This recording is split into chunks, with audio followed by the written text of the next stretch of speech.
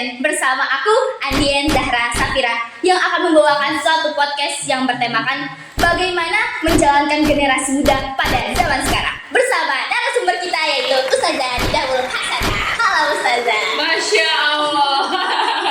Gimana kabarnya Andien? Alhamdulillah baik. Alhamdulillah. Oke, sebelumnya aku mau meluruskan dulu nih ya teman-teman. Jadi kenapa banyak teman-teman di sini yang biasa panggil Ustazah kalian? Sebelumnya aku bukan Ustazah, tapi aku perkenalkan diri aku dulu ya.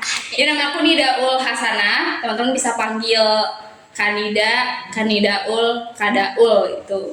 Ya terserah kalian aja lah. Nah gitu. Terus kenapa aku bisa dipanggil Ustazah tadi Andin bilang ya. Jadi sebelumnya itu karena aku dulu itu pernah ada di suatu pengabdian pondok aku dulu di adalah ya. Nah jadi di sana itu memang santri-santrinya diwajibkan untuk bilang Pak Guru sama Bu Guru itu dengan sebutan Ustazah dan Ustadz. Jadi sampai sekarang tuh orang-orang kebawa gitu ya. Jadi kamu panggil aku Kadaul aja. Oke, Kadaul. Kadaul gimana nih hari ini kabarnya gitu? Alhamdulillah aku sangat bahagia, aku senang, aku sehat. Hari-hari ini nih ya, minggu-minggu ini Kadaul tuh lagi sibuk apa sih? Kalau aku sendiri sih kesibukannya memang aku kan ngajar juga di SMP Italitkon. Alhamdulillah terpercaya menjadi guru bahasa Inggris walaupun masih dalam tahap belajar. Makasih. Juga selain itu di sorenya itu karena di yayasan itu ada yang namanya rumah Quran, jadi itu plus-plusnya di sore itu aku ngajar rumah Quran untuk anak-anak kecil. Malamnya aku lanjut lagi ngajar ngaji juga untuk anak-anak yang tingkat SMP SMA gitu.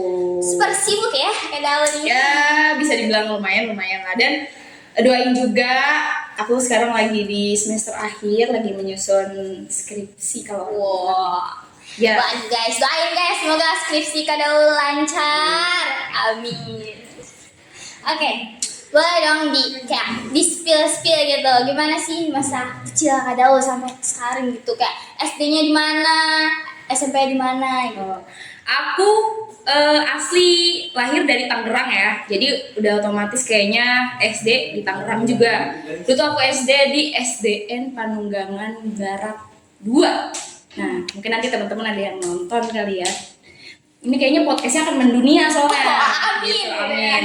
Nah selanjutnya itu setelah lulus SMP aku dipaksa untuk masuk pesantren. Wah, kenapa dipaksa itu?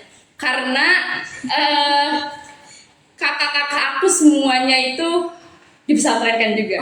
Jadi mau nggak mau aku nggak bisa nuntut untuk mau ke SMP favorit ini atau mau MTS favorit ini, nggak bisa. Jadi aku udah manut, udah mau nggak mau lulus SD udah pasti pesantren. Dulu tuh aku pesantren di Darun Najah 2 Cipining.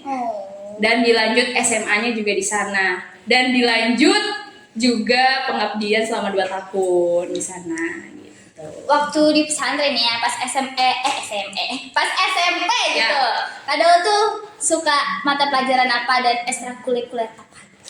Kalau untuk pelajaran sendiri aku nggak yang Tough banget gitu. kalau faf banget tuh kayaknya IMLA.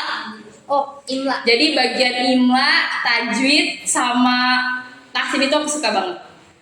Soalnya zaman dulu waktu di SD itu tuh jadi aku kayak digembleng banget nih untuk masalah kayak baca Qur'annya. Karena dulu pernah sempat ikut namanya qiraati gitu. Nah, jadi pas masuk pesantren tuh malah enjoy sama pelajarannya karena kita udah bisa gitu. Iya. Jadi udah tinggal ningkatin aja gitu. Aku suka di bagian situ aja. Kalau ekstrakurikuler? Kalau ekstrakurikuler sebelumnya aku pernah ikut yang namanya pasukan khusus itu dari Pramuka. Nah terus juga setelah nggak lama dari itu setahun aku vakum dari Pramuka, aku ke drum band. Nah disitulah aku menemukan ternyata ini dunia yang akan terus-menerus berjalan gitu di drum band itu gitu. Berarti sampai Kadaul SMA drum band tuh? Iya betul. Jadi enggak sih, kalau SMA itu kan alhamdulillah aku dipercaya untuk jadi ketua koordinator. Jadi di situ tuh merangkup tentang kepramukaan dan di dalamnya juga ada keseniannya juga. Nah, salah satu seninya itu ada di drum bandnya juga. Nah, makanya aku bisa ikut campur ke kasusnya sama ke drum bandnya juga. Jadi dari MTS itu nggak lepas dari dua apa ya? Dua patokan itulah gitu. Oke, gitu. Ya, lumayan lah. Alhamdulillah ke bawah gitu sampai sekarang gitu. Aku jadi kayak kalau disuruh buat ngelatih drum band, ya aku bisa sedikit-sedikit lah. Sedikit-sedikit aja, tapi Dan bagaimana perjalanan Kak Daul bisa sampai di Desa Tajur Halang ini gitu, di rumah Quran? iya juga nih. Menarik. Menarik. Jadi dulu kan aku sempat yang tadi aku bilang aku pengabdian di pesantren. Iya. Nah, itu selama 2 tahun itu aku di sana udah kuliah juga nih. Udah kuliah berarti udah 4 semester. Nah, jadi selama di pesantren sana tuh aku udah bukan ngambil banyak juga sih. Sebenarnya nggak banyak, cuma menurut aku selama MTS 3 tahun, MA 3 tahun, pengabdian 2 tahun, 8 tahun ini di pesantren aku kayak kayaknya udah harus mencukupkan nih gitu kan. Jadi dan kebetulan juga saat itu emang aku udah mau resign, ada teman alumni juga, alumni aku juga yang kebetulan pengurus ini juga, jadi dia menawarkan lah gitu, kira-kira bisa nggak nih untuk ikut ngajar di Desa Tajur Halang ini gitu. Akhirnya aku bisa sampai sini, ketemu Andin, ketemu teman-teman semua. Hai. Pengabdian di pesantren. Itu gimana itu? Pengabdian di pesantren. Pengabdian itu menurut aku orang-orang yang berada di dalam pengabdian itu orang-orang hebat. Kenapa aku bisa ngomong kayak gitu? Karena pertama dalam pengabdian itu namanya kita mengabdi dong, mengabdi nih. Kita apa yang kita punya, apa yang kita bisa tuh dikelola lagi, bisa harus bermanfaat lah gitu. Pertama, kalau misalkan kita pengabdian atau dibilang jadi ustazah kali ya gitu. Pertama kamu harus bisa ngajar. Kedua, kamu harus bisa menjadi seorang pendidik. Pendidik itu maksudnya nggak cuma di dalam kelas aja gitu. Jadi kamu di luar sekolah, di luar pelajaran, kamu masih harus bisa membimbing santri-santri yang ada di sana. Terus juga, jadi maksudnya gini, kayak kan ada yang namanya prasarana itu kamar. Nah, dalam kamar itu pasti kita akan dikasih tanggung jawab gitu. Terus lagi ada organisasi-organisasi di luar pengasuhan tuh kayak tadi tuh, maksudnya kayak aku harus jadi pembimbing bagian pramuka. Belum lagi ada organisasi di luar itu. Contohnya kayak aku sebelumnya pernah kepilih juga jadi bagian SDM di sana, jadi sumber daya manusia. Jadi menurut aku tuh plus banget sih. Jadi aku sangat applause buat orang-orang yang mau mengabdi. Gitu. Itu kalau pengabdian tuh khusus untuk semua santri-santri di sana gitu mungkin? Kalau dulu programnya memang cuma beberapa orang aja. Cuma kalau untuk kayaknya udah 2 tahun kebelakang ini itu udah diwajibkan. Jadi seluruh alumni itu diwajibkan 1 tahun pengabdian. Nah dari 1 tahun itu terserah dia akan mau lanjut kah atau mau menyudahi kah, terserah gitu. Pengabdian itu emang pengabdiannya hanya ke mengajar atau ada pengabdian ke lain tempat gitu? Kalau misalkan kan yang tadi aku bilang ya, maksudnya kalau pengabdian itu jangkauannya bukan cuma dalam sekolah aja gitu. Jadi oh ya kan nggak mungkin juga ya dalam satu pondok tuh semua ngabdi di situ. Enggak. Jadi kalau di pondok aku itu, tapi kayaknya kebanyakan pondok juga sama sih. Ini tuh kayak ntar akan dibagi-bagi. Ntar misalkan 6 orang ada di pondok pesantren mana, dan itu juga pondok pesantrennya akan minta juga sih ke kita gitu. Gak yang tiba-tiba kita ngasih enggak gitu. Jadi alhamdulillah juga aku kepilih di pesantren aku sendiri dulu di Darnaja 2. Kalau ngomongin ini nih sekarang, ngomongin anak muda zaman sekarang gitu ya. Kadang ini termasuk anak muda zaman sekarang nih. Oh iya, saya masih muda dong, tentu saja. Sangat muda ya. Ya. Umur saya masih 21. Oke, penonton jadi ketawa dong. 21, jalan ke 22. Semoga umurnya masih panjang. Amin. Ya, lanjut. Ngomongin anak muda zaman sekarang ya. Kan anak muda tuh tidak semuanya itu ada yang kreatif. pasti ada juga sisi gelap ya, sisi gelap. Sisi gelap seperti apa tuh?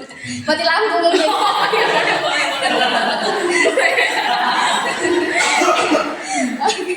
Kayak tidak semua anak muda itu kan kreatif. Ada juga mungkin mereka yang malas gitu. Malas, introvert gitu Iya, kali ya. Tuh. Terus apa tuh? Pertanyaannya gimana nih? Jadi peran seperti apa gitu yang harus peran seperti apa yang pemuda zaman sekarang tuh Harus lakukan. Iya. Kalau menurut aku sendiri ya, Ya. menurut aku sendiri peran pemuda itu kan tadi kamu bilang ada yang beberapa malas-malas. Iya. Ya menurut aku jadi muda tuh gak boleh malas ya. Karena kalau misalkan malasnya dari muda, mau mulainya dari kapan? Gitu. Kalau misalkan dari muda aja udah males, mau mulai ke depannya tuh harus gimana gitu loh. Gitu. Terus juga lebih ke memanfaatkan sosial media, internet, harusnya tuh harus lebih bijak lagi. Namanya muda, mudi, Iya. pasti ada kepo-kepo gitu. Kepo-kepo hal-hal yang tanda kutip tidak baik gitu. Seharusnya dikurangi. Dan kan pemuda juga menurut ini ya, kita tuh katanya kalau mau jadi pemuda yang baik tuh kita harus membaca buku gitu. Padahal ya kan nggak semua orang tuh mau membaca buku, apalagi misalnya bukunya tebal gitu. Terus kayak apa sih ini buku isinya tulisan doang kosong gitu, gimana kayak biar kita mau membaca buku gitu. Oke, kayaknya untuk lingkungan itu utamanya sih lingkungan. Jadi kalau misalkan kita gak nyari temen yang satu frekuensi, atau kita gak nyari temen diskusi yang mempengaruhi kita, kayak kita nggak akan bisa mulai juga gitu. Karena gini, kalau misalkan kita ada perkumpulan nih, suatu perkumpulan dan mereka tuh omongannya tuh omongan ilmiah atau diskusi-diskusi tentang politik atau diskusi-diskusi yang berat lah. Kalau misalnya kita nggak ngerti kan kita kayak yang malu sendiri dong. Iya. Mau nggak mau berarti kita harus apa? Belajar Harus baca gitu. Menurut aku sih gitu. Terus juga nih saatnya kita harus berkembang kepada sosial yang baru gitu. Tapi kan ada juga anak yang introvert ya gitu, yang malu gitu, kayak lebih baik diam gitu di circle-circle itu. Itu gimana tuh cara menghilangkan introvert? Cara menghilangkan introvert. Iya. Kalau menurut aku sih gimana ya? Soalnya aku terlahir ekstrovert gitu, jadi aku gak pernah ngerasain gimana rasanya jadi orang introvert. Ya, itu orang introvert tuh kayak kan jadi dia itu lebih takut berinteraksi jadinya ya. Nah, kalau dulu aku punya temen di pesantren, jadi ada temen aku nih punya temen juga. Jadi gimana ya? Jadi misalkan kita sebut namanya Siti. jangan Putri, namanya Putri misal. Nah, si Putri ini dulu di MTS memang orang yang pendiam banget. Terus dia janji sama temennya. Nama temennya misalkan Dinda. Iya Din, nanti setelah aku SMA aku nggak akan jadi orang yang pendiam lagi. Nah, setelah itu ternyata pas dia masuk SMA dia ketemu lagi sama si Dinda. Nah, si Putri ini ketemu lagi sama si Dinda nih. Ternyata dia masih jadi orang introvert. Akhirnya ditanya gitu, kan kamu udah janji sama aku mau jadi orang yang terbuka gitu, saya udah nggak mau jadi orang yang pendiam. Apa kata dia? Iya, soalnya ada kamu. Jadi dia itu gak mau terbuka karena ada orang lama. Iya. Jadi dia ternyata setelah aku perhatiin lagi nih, dia sekarang udah kuliah dan emang di dalam kuliahan itu nggak ada teman-teman lama dia. Akhirnya dia aktif dalam organisasi gitu. Jadi menurut aku sih kayaknya harus keluar dari zona yang menurut dia nggak nyaman gitu. Jadi kalau misalnya kita udah keluar dari situ, otomatis kita akan berani gitu. Kayak seenggaknya untuk memperkenalkan diri pun kita udah harus bisa, mau nggak mau kan gitu. Namanya juga orang baru gitu. Kalau misalnya kita nggak kenal satu sama lain, gimana kita mau berinteraksi dong gitu.